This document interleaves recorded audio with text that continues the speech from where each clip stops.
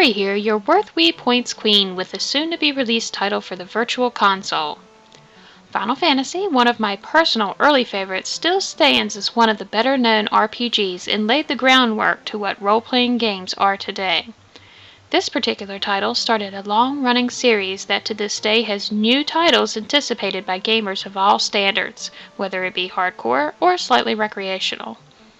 This particular title starts you off with selecting 4 characters from different classes to begin your storyline, including the Fighter, Thief, Black Belt, Red Mage, White Mage, and Black Mage. You immediately find out that you are part of a legendary team known as the Light Warriors, and your quest is to rescue a princess from a rogue knight named Garland. As with all other Final Fantasy titles, you must first bulk up on some experience, equipment, and spells that work accordingly with the classes that you have chosen. As you progress further through the game, you find out that there is much more to this storyline. As the Light Warriors, you are carrying 4 elemental orbs, and you are now to restore light to these orbs by defeating enemies based on the elements Earth, Fire, Water, and Wind. While moving through the continents of the world, you find your method of travel to be mostly at foot at first, and then soon a ship to cover the open seas.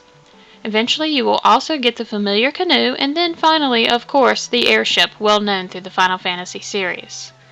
You do have the major elemental enemies throughout the game, but there are also smaller missions that you will encounter as well. However, these side missions are just as important to progress in the game, so don't worry, you're not going to miss anything. However, after moving through each of the elements, and therein also progressing to a buffer class of heroes, you find out at the end that you will be facing an enemy with the same face and a new name, and a whole lot harder to mess with.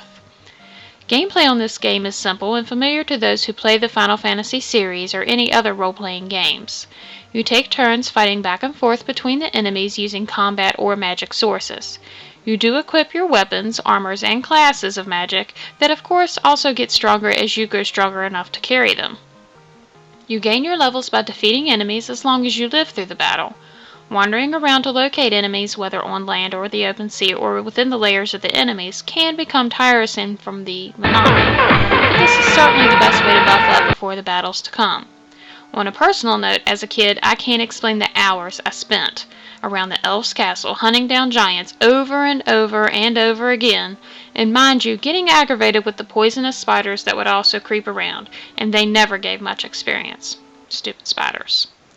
If I were to critique the game, I will say that there were 2 major things that aggravated me the most. The first thing was that during a battle, you of course had to specify which enemy in the group you wished to battle. If someone else in your party had already defeated that enemy during the battle, then you were fighting in open air and your effort was worthless. Thank goodness they took care of that later in the games of the series.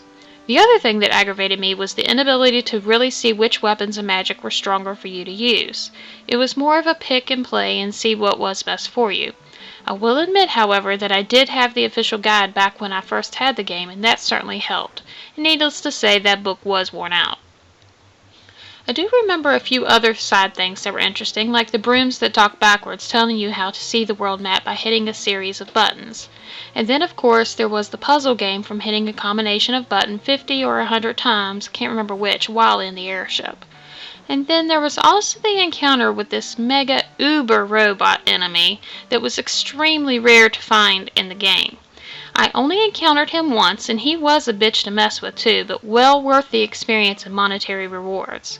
And I do also remember that Nintendo Power had some sort of contest going on in the magazine that if you took a picture of the TV when you encountered him, you could earn a prize from them just simply because he was so rare to find.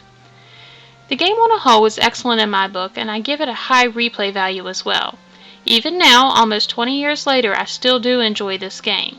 It's likely you have come across it as a gamer, as it has been released and remade quite a few different ways, usually packaged with others in the Final Fantasy series.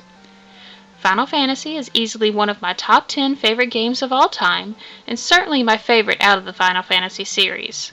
I highly recommend it, and when it does come out for the Virtual Console later this year, it will certainly be worth your Wii Points. Thanks for tuning in, folks, and see you soon.